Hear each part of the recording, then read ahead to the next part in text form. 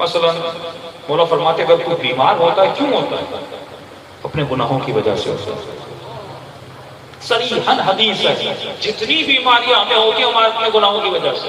Even جو رزق کی تنگی آپ کو ہوتی ہے گناہوں کی وجہ سے. فرمایا کثرت سے پڑھو استغفر اللہ ربی واتوب الیہ، استغفار کرو بیماریاں دور ہو جائیں گی. یہ حلوہ میں فرمایا کم از کم علی والا ہفتے میں ایک مرتبہ دعائے کمیل پڑھو. یہ دعائے کمیل کیا ہے؟ دعائے کمیل وہ شفا ہے جو بندہ اپنے گھر میں پڑھتا ہے یہ ساری بلائیں اس کے گھر سے دور ہو جاتی ہیں. اگر زندگی اہل بیت کے مزاج کے مطابق انسان گزارے. لیکن آج زمانہ وہ ہے کہ ہم صرف شارٹ کٹ کے پیچھے ہیں کہ بیچ کا راستہ ہو جائے. کتنے نوجوان فون کرتے ہیں مولانا رشتہ نہیں ہو رہا کوئی تعویذ بتا دیجیے، شوہر سے بن نہیں رہی تعویذ بتا دیجیے. انگلینڈ سے خاتون نے فون کیا اور کہا کہ مولانا ایک آپ کے دوست ہیں مولانا اسدی صاحب جانتے ہیں، کہا کہ وہ بہت ہی اچھے تعویذ دیتے ہیں. میں نے کہا کس چیز کا تعویذ دیا آپ؟ کہ مولانا شوہر کے ساتھ بنتی نہیں ہے اور انہوں نے مجھے چینی پر کچھ پڑھ کے دیا اور بس یہ چینی شوہر کو چائے میں ملا کے پلاتی ہوں اور الحمدللہ اچھا برتاؤ ہو گیا. میں نے کہا کتنا دیا آپ نے چینی کا؟ کتنی تھی؟ کوئی مولانا نے کوئی 1 کلو آدھا کلو بھیجی تھی. آپ نے کہا 500 پاؤنڈ میں نے دیے. 500 پاؤنڈ کوئی پاکستانی سمجھے 1.5 لاکھ روپیہ بنتا ہے. 1 کلو چینی 1.5 لاکھ روپیہ. شوہر اپنا. اب میں تھوڑا سائیکولوجیکلی آپ کو بتا، عقل نہیں انسان میں اگر عقل ہوتی کہ کبھی ان چکروں میں وہ جھانسو. گھر میں جھگڑے ہیں کیوں؟ عقل نہیں ہے. میاں بیوی کی نہیں بن رہی، عقل نہیں ہے. ماں نہ بیوی کو ہینڈل کر پا رہا ہے نہ ماں کو ہینڈل کر پا رہا ہے کیونکہ عقل نہیں ہے. اور پھر حدیث قصہ سیدہ والی پڑھتا ہے جس گھر میں عقل ہی عقل ہے، جس میں محبت ہی محبت ہے، جس میں برکت ہی برکت ہے.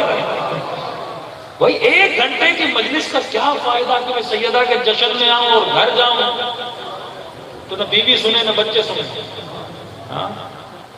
یعنی میرا گھر فاطمی نہیں ہے. میرا گھر ابھی تک وہ نہیں بنا جیسا سیدہ کا گھر تھا. پھر میں نے کون سا فیض لیا؟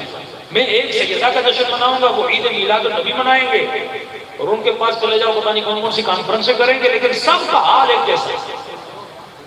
سب کے گھر میں وہی جھگڑے، وہی کمائیاں، وہی مسائل. بھائی میں نے اگر اہل بیت کو مانا ہے کوئی تو ایسی پلس پوائنٹ ہو میرے گھر میں کہ دنیا کو بتا سکوں یہ علی والوں کا گھر ہوتا ہے. کوئی تو رول ماڈل ہو، کوئی تو ایسی چیز میرے اندر ہو کہ میں جس پہ فخر کر سکوں. اگر علی والے کا گھر اور منکر علی کا گھر ایک ہی جیسا ہو، ہم دونوں کے مسائل جیسے ہوں. 500 پاؤنڈ دیے مولانا. اچھا میں نے کہا یہ بتاؤ. اچھا اب اس کو میں بتا. میں نے کہا اچھا مولانا نے چینی دی ہوگی؟ کہاں دی. میں نے کہا مولانا نے پوچھا ہوگا کہ آپ کے شوہر کو میٹھا پسند ہے کہ نہیں؟ کہاں پوچھا تھا. اچھا یہ بھی پوچھا ہوگا کہ میٹھے میں کیا پسند ہے؟ کہا یہ بھی پوچھا تھا. میں نے کہا پھر آپ نے کیا بولا؟ میں نے کہا میرے شوہر کو چائے پسند ہے. میں نے کہا چلو ٹھیک ہے. اچھا پھر یہ بھی بولا ہوگا کہ کم از کم دن میں 3-4 بار چائے کے کپ میں چینی ملا کے پلانا. کہاں مولانا یہ آپ کو کیسے پتا؟ میں نے کہا سنتی جا. یہ بھی بولا ہوگا کہ چائے میں چینی ملا کے پلانا. میں نے کہا یہ بتاؤ پہلے کتنے کپ پلاتی تھی؟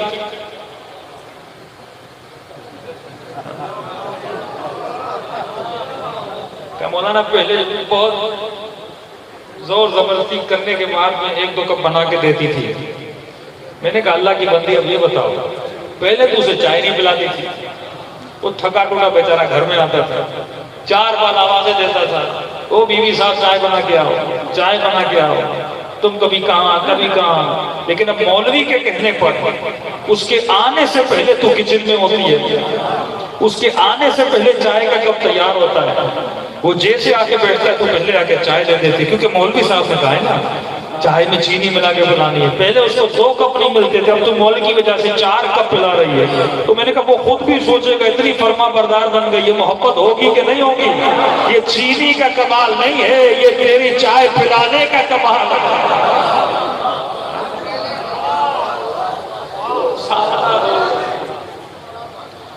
سے کام نہیں لیتے، وہاں غالب ہے، یعنی اس کو تعویذ پہ بھروسہ ہے، لیکن سیدہ کے فرامین پہ عمل نہیں کرنا.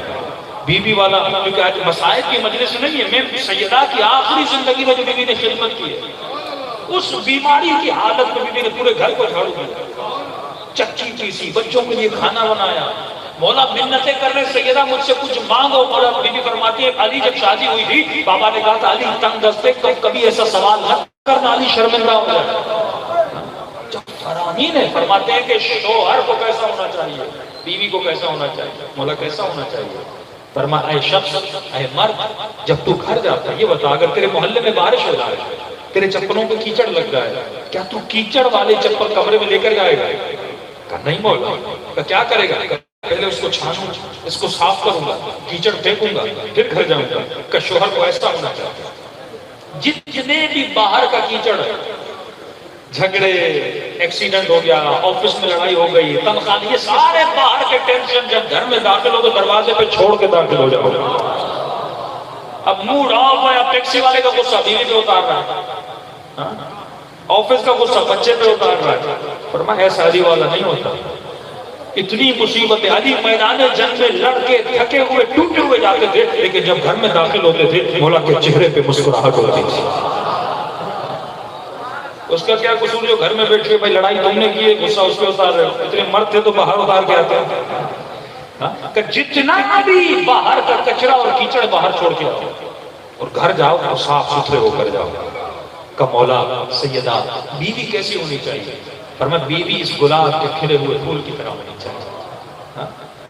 کہ وہ کیسے؟ کہ شوہر جیسے گھر میں داخل ہو اس کے چہرے پہ مسکراہٹ ہو، وہ جیسے اس کے چہرے کو دیکھے اس کی ساری تھکاوٹ دور ہونی چاہیے. اب یہاں بچہ باپ سے بات نہیں کرتا کہ شمر جیسا چہرہ بنا کے چہرے خوبصورت بنا. بعض تو لوگ سمجھتے ہیں تقویٰ کی نشانی ہے کہ چہرہ سجا ہوا ہونا چاہیے. مولا کا فرمان ہے مومن کے چہرے پہ ہمیشہ مسکراہٹ ہوتی ہے. جو بھی بندہ اسے دل کرے اس سے ملوں، اس سے باتیں کروں، پوزیٹیو انرجی دیتا ہے. دشمن علی کا چہرہ ہے جس کو دیکھ کے نفرت آتی ہے، وہ تو علی کا چہرہ ہے نا. فرمایا من یمت یرانی، جو مرے گا تو علی کے چہرے کی زیارت کرے گا. کسی نے کہا یہ اور بات ہے، کوئی علی کو دیکھنے کے لیے مرتا ہے، کوئی علی کو دیکھ کے ہی مر جائے گا. سبحان اللہ محمد و آل محمد.